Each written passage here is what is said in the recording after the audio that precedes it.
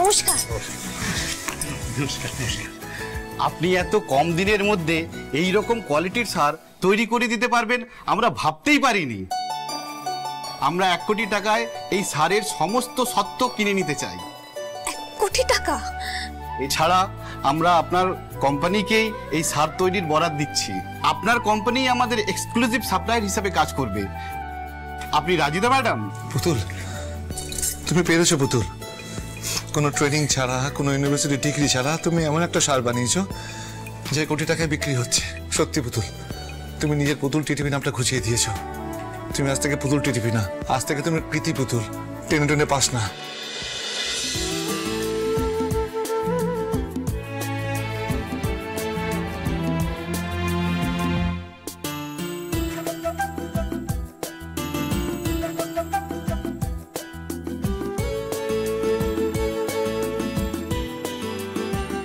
এটা কি করছো পুতুল মা? একটা নতুন ধরনের সার বানালাম জানো, এই তো গাছের গোড়ায় দিলাম, দেখি কতদিনে ফুল ফোটে গাছটা। ও মা,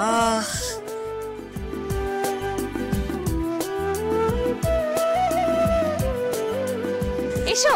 আরে কি হয়েছে বলবে তো? দেখো, অল্প কয়েকদিনের মধ্যেই গাছটা ফুলে ভরে গেছে। তার মানে আমার নতুন সার অল্প দিনেই গাছে ফুল আনতে সক্ষম। গাছটাও কতটা বড় হয়েছে। তাই তো দেখছি। তুমি এক কাজ করো, তুমি ভদ্রলোককে ফোন করো। মাঠান, এটা তোমার জন্য। ওটা ফুলের তোড়া কেন রে? ঠাম্মি, আজ আমাদের একটা গুরুত্বপূর্ণ দিন।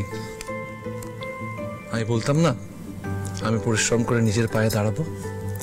সেটা সবকিছু সম্ভব হয়েছে পুতুলের জন্য। জানো, হাতটা দাও, দাও হাতটা দাও। এই নাও, ধরো।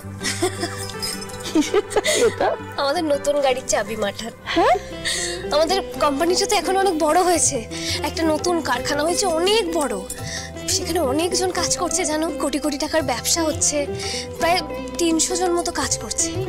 পুতুল যে নতুন ধরনের সারটা বানিয়েছে, সে সারের সত্ত্ব আমাদের কোম্পানির মোড় ঘুরিয়ে দিয়েছে ঠাম্মি। আজ আমার খুব আনন্দ হচ্ছে রে, গর্ব হচ্ছে তোদের নিয়ে।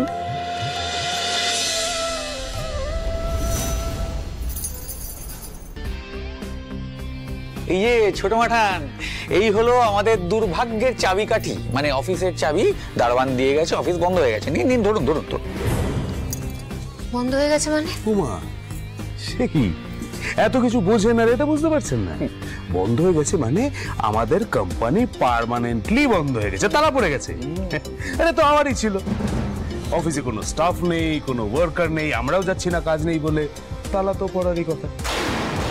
সে কি, ফান্ডে তো আর কোনো টাকা নেই, তাহলে এবার কি হবে?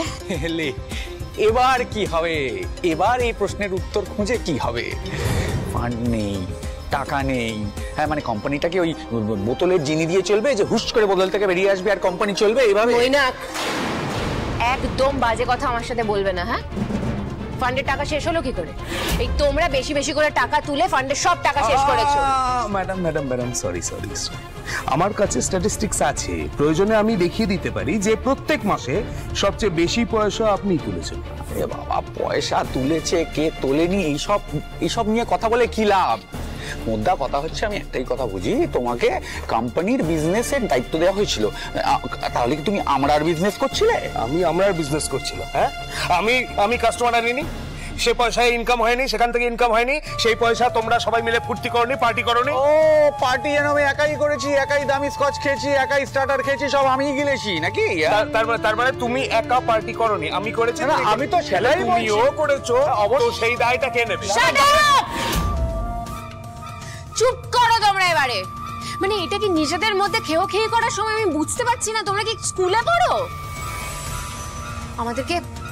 আমাদেরকে মাথাটা ঠান্ডা করতে হবে এবং একটা সলিউশন খুঁজে বের করতে হবে যাতে আমরা এই সিচুয়েশন থেকে বেরোতে পারি। মাঠান, মাঠান, আমরা খুব সমস্যায় পড়ছি মাঠান, আপনি একটু এটা বিহিত করে দেন আমাদের।